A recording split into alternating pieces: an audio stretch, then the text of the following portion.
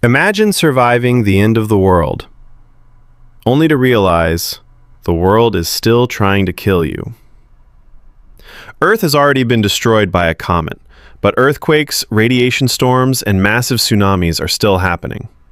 And somehow, this one family keeps surviving everything. Today, we're breaking down Greenland 2, Migration, a post-apocalyptic survival story where humanity tries to migrate to a new safe zone. The first movie ended with humanity hiding inside massive underground bunkers after a comet destroyed most of the planet. Now, in Greenland 2, Migration, 5 years have passed. The surface of Earth is still extremely unstable, and the Garrity family is still alive. Which is honestly impressive, because at this point, the Earth has thrown more disasters at them than a Final Destination movie. Life in the bunker. The survivors are living inside a giant underground bunker in Greenland. Life here is controlled, quiet, and safe. Well, as safe as you can be while living underground with thousands of nervous survivors.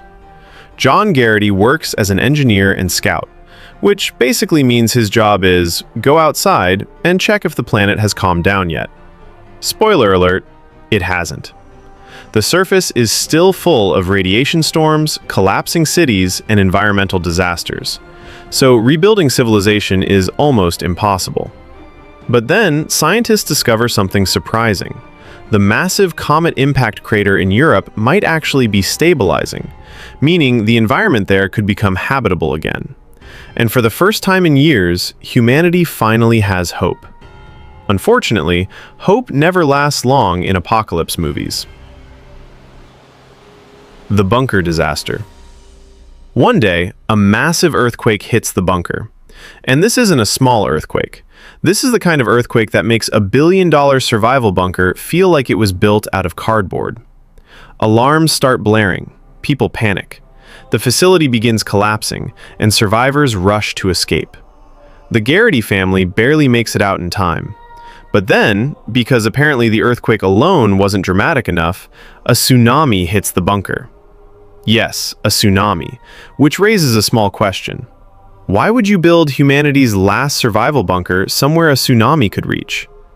But the movie doesn't ask that question. It just keeps moving.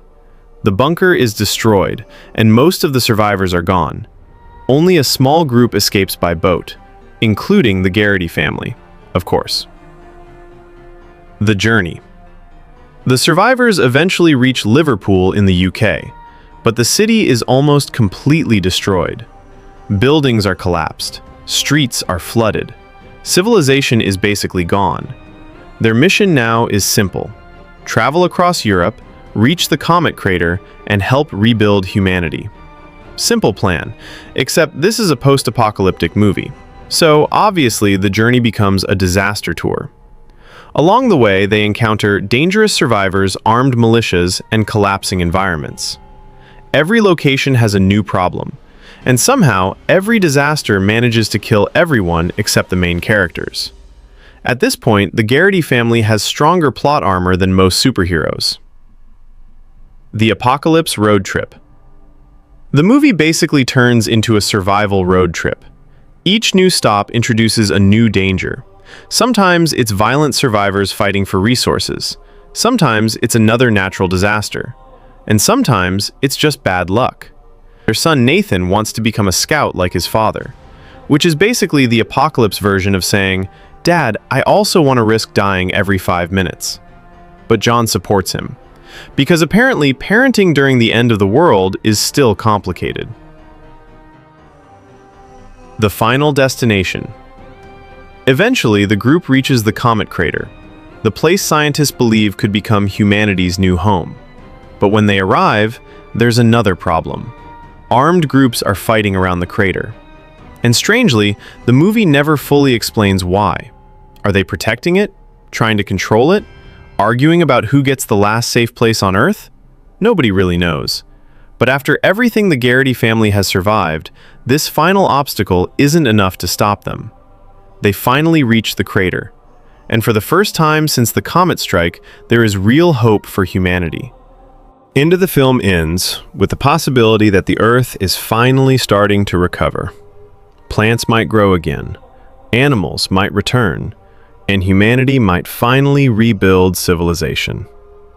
John talks about creating a future based on compassion and cooperation, which is a very optimistic message, especially after the Earth spent the entire movie trying to eliminate everyone.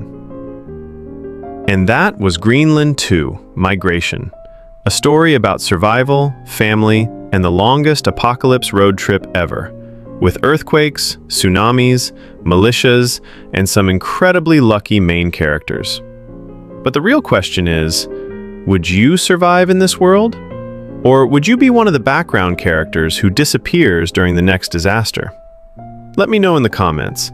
And if you enjoy movie recaps like this, don't forget to subscribe.